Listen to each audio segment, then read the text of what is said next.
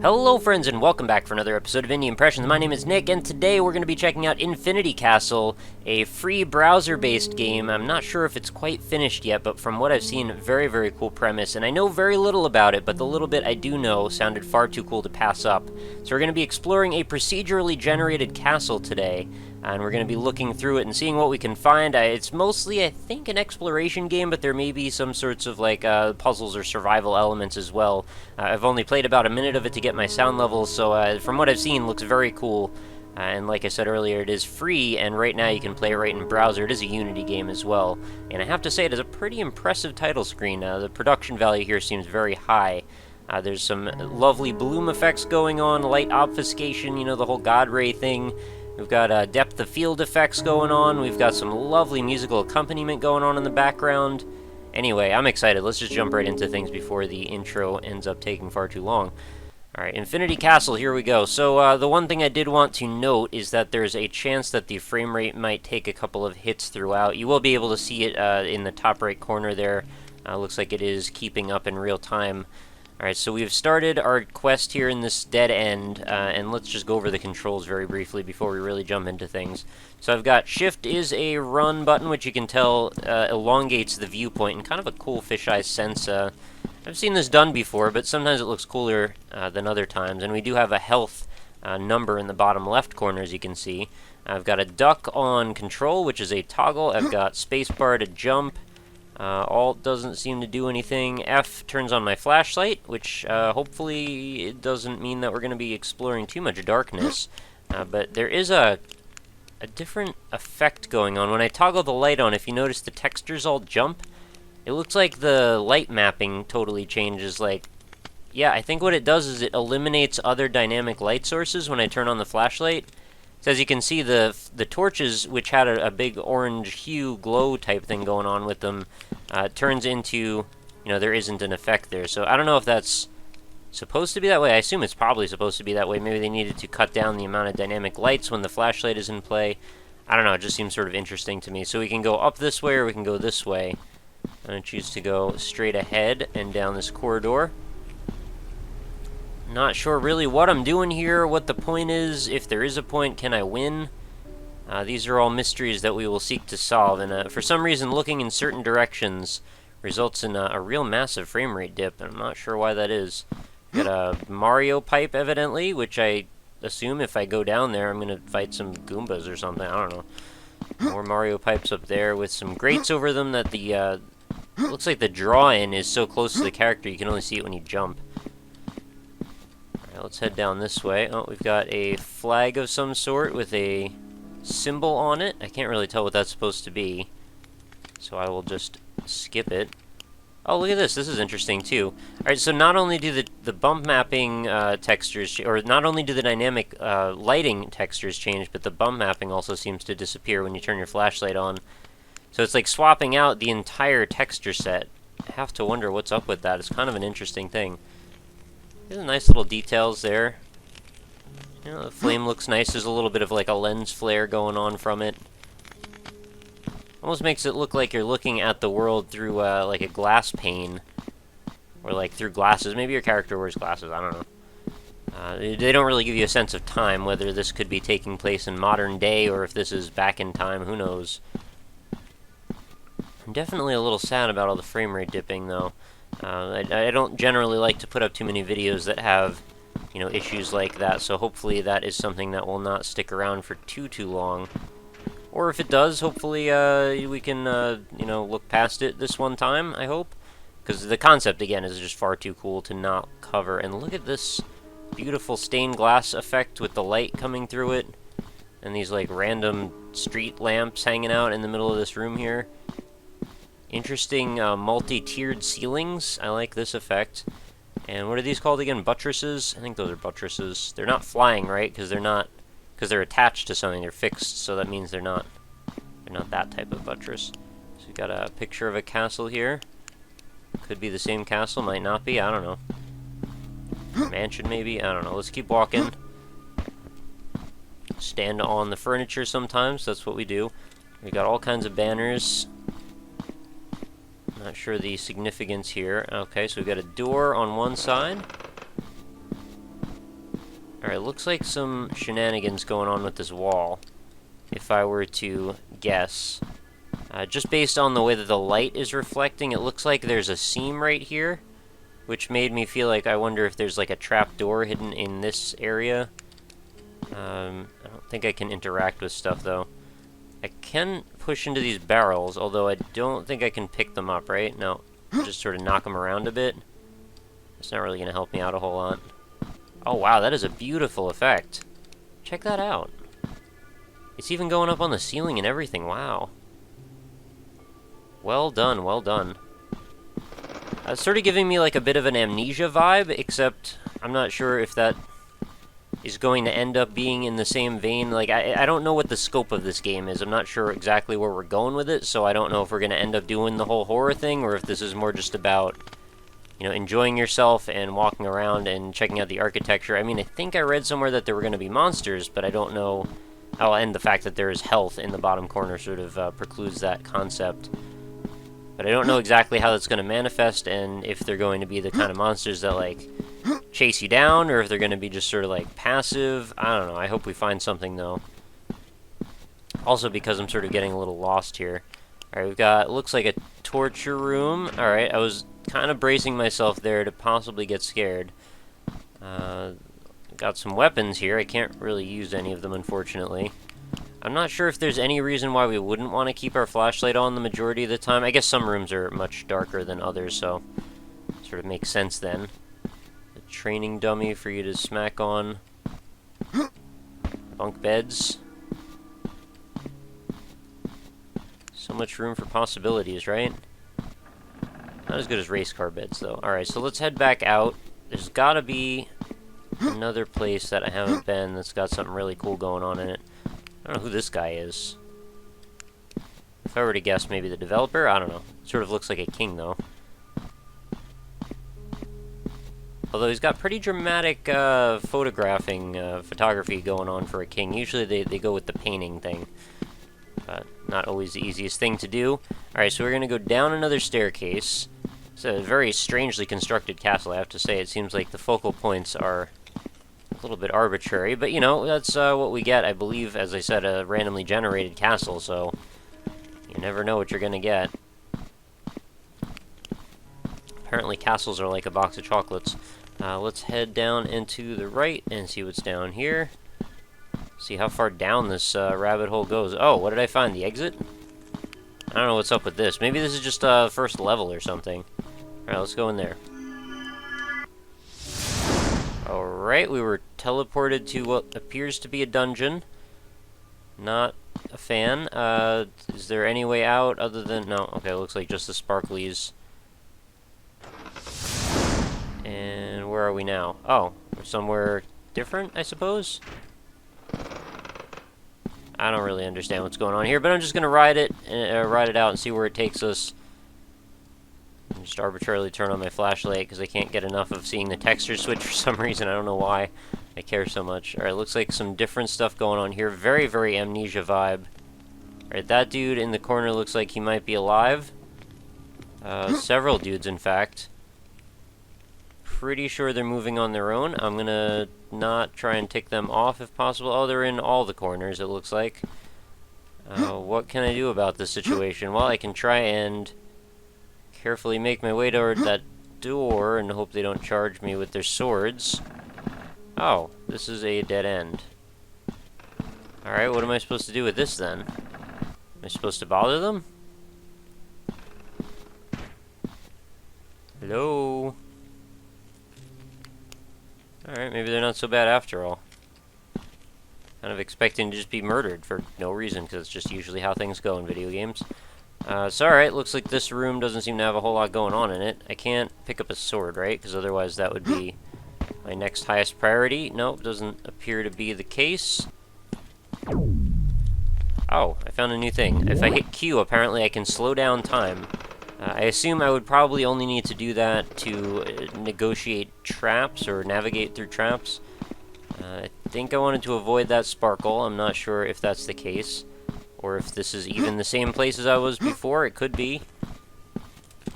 But I don't remember there being a room there before, unless I just didn't look behind me. Yeah, I'm pretty sure we didn't start with the door behind us, 'cause, yeah, I did kind of look around a little bit. There was just that hallway, and then to the left there was like stairs leading up. Alright, so there seems to be a little bit more going on in this area. I kind of want to go check out what was up those stairs to the other side. But then we've got a door over here beckoning. I sort of want to look inside as well, and, oh, some sort of a cupboard, armoire thing. Nothing really to see here. Okay. Lovely models, though. I really do like the architecture on things. Those, the doors look lovely.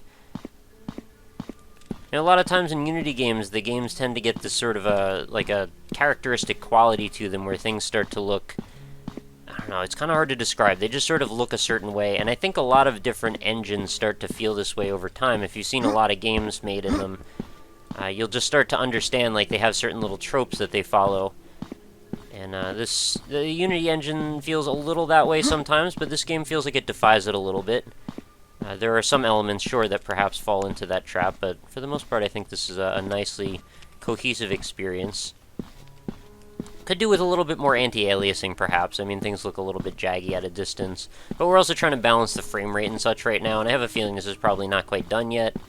So maybe there's some more optimization to be done. You know, I could be wrong, but you know, these lovely lighting effects probably take quite a cost on the resource management as well. So I gotta strike that balance, I suppose. So let's keep going. And what do we have in here? Oh, we've got a balcony overlooking, I don't know what. Probably not a whole lot. It's nice that we can navigate and just jump around on pretty much anything we want. And, oh, there's this strange little staircase. Is there anything going on underneath? There's a blood splatter for some reason. I guess the one place you could go to get away with a murder or something, maybe nobody would ever look behind that little staircase. Sure why people are murdering each other in Infinity Castle. Alright, so is each level punctuated with a dungeon visit? It seems that way. Maybe that's some sort of like an interim place to put the player while the next level area loads in. The very fast, glowing fountain we've got here. It's grossly incandescent. Incandescent, what did I just say? Anyway, up the stairs. Oh, what is this? Little, like, mausoleum hanging out in the middle. It's just a little old cage for no reason. And that same blood spatter again. If I was Dexter, I would have a real theory as to why those were going on. But I am not. So I am clueless. So we've got a staircase going up on one side, and another dead-end room with more pretty stained glass in it. Really a fan of that projected light. That is so pretty.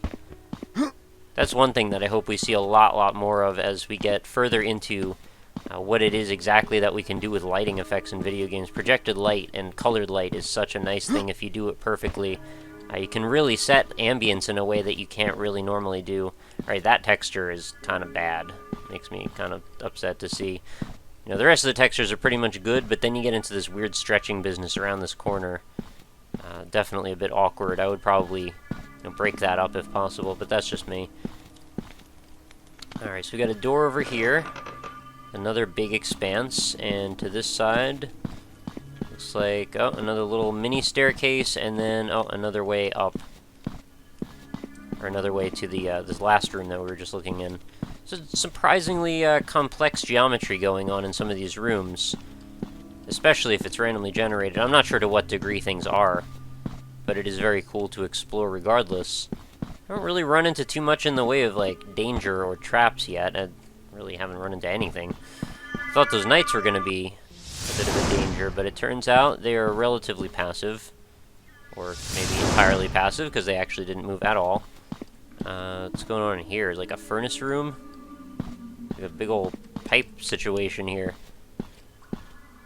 So I guess that sort of gives us a clue. Oh, we can go through this gate. I wasn't expecting that. Pipes might give us some sort of a clue as to whether or not this is taking place in the past or modern times. Alright, things are getting a little more ominous. I would like to see a little bit more done with the sound design, although there's been some lovely accompaniment going for the majority of the game. It doesn't seem to be particularly dynamic or adjustable. It seems like it's kind of just the same thing. But I could definitely see some really nice moments if you could punctuate like an eerie set of rooms with some really foreboding music or sound effects. There always seems to be this, like, a wispy sound going on off in the distance. I guess it's just the end of the level beckoning to me that I want to, you know, proceed in that direction. Maybe we haven't implemented the traps and danger yet? Maybe we're just doing the geometry so far? If that's the case, no harm done. Maybe I just misunderstood. And those particle effects seem a little bit out of place, though, based on everything else that seems, you know, pseudo-naturalistic. I don't think that's actually a term, but, you know, I might as well coin it right now. Alright, we got more knights, it looks like, or one more knight at least. Again, doesn't seem to pose any threat to us. Maybe they just haven't been animated yet. Hard to say. I would love to just grab this and, like, go into a fight, like Chivalry style or something. Frame rate is dying. Is it just these large open rooms that do that? I mean, there is a lot of different stuff going on here, angle-wise. You know, we've got all these arches. I assume if you're dealing with random generation, you're going to end up with a bunch of arches that are, you know, all within view of each other. Got these rounded edges on all of these things, going along all these railings. Trying to do a little bit more running here, because it seems like we've sort of run out of a lot of the majority of things to see. We're starting to get into a little bit of repetition. That's pretty. But even if this is just a proof of concept, a very cool concept, and you've definitely won me over, I would absolutely be willing to take a little bit of an adventure into this world and spend a lot more time with it. And I don't know, maybe I could literally spend all of the time in it. Maybe this is truly Infinity Castle. But if we are going to be here for all time, we would probably want to be working toward, you know, something different, I guess. Well, I mean, it'll be different, but, you know, different within the scope of what it is that's set out before us in this particular set of circumstances. And there's another exit. Might as well go through it.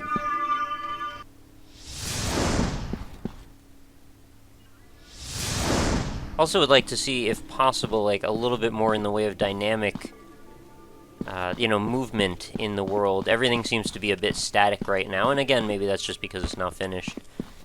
But, you know, some swinging chandeliers occasionally, you know, spider webs that might catch the light and wisp around a little bit. And getting chased by ghosts wouldn't necessarily be the worst thing in the world, if it's done tastefully, I suppose. Even better if you can, like, fight them off somehow. Or if there's, like, a certain area that's safe for whatever reason. You know, running through a randomly generated set of rooms only to, you know, discover where is safe could be kind of exciting, I think. Yeah, so it looks like we're mostly retreading now some of the same templates. But there are quite a few, though, so it's not like I can fault it too much. And into another section, it looks like. Even more colored lighting also would be lovely. I would like to see some rooms that are just totally bathed in, you know, a certain theme. Makes them stand out a little bit, and I assume that if you wander around in a castle like this long enough, you may end up needing a map, but it seems like these levels are mostly built to be more bite-sized, which there's nothing wrong with that. Seems like they're digestible enough that you probably wouldn't get lost for particularly long. And if anything, even just setting up this premise could be a great opportunity to later on go ahead and make something, you know, like a randomly generated first-person shooter set in medieval times or something. Like first-person hack and slash, I don't know, RPG, anything's possible. This could end up being an engine to something much more significant, is what I'm trying to say. Although I'm not saying this, what it is in itself is not significant, it's just, a little less gamified than the majority of releases that we see, but then again, right now it is totally free, so it's not like I can complain. Alright, so I said I should see some cobwebs, and there are some cobwebs. They are a little bit awkward, though, I have to say. They're kind of square. Cobwebs definitely don't usually intersect like that, but that's okay.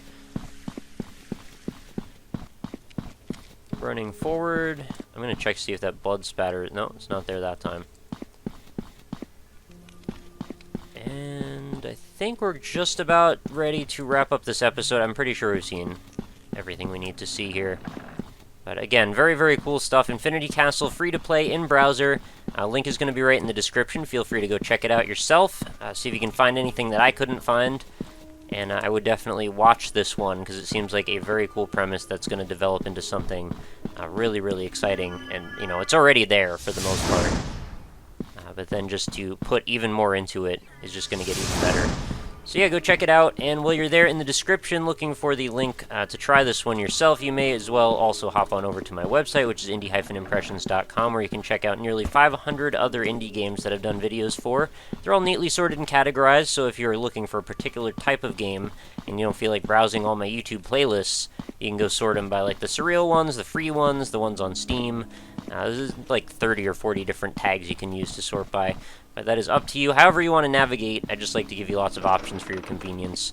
But while you're there in the description again as well, check out my other social media links if you want to contact me via Twitter, or if you want to send me an email. If you're an indie dev and you want to get in contact with me about trying out your game on the show, I do have a contact form over on the website, so feel free to send me an email.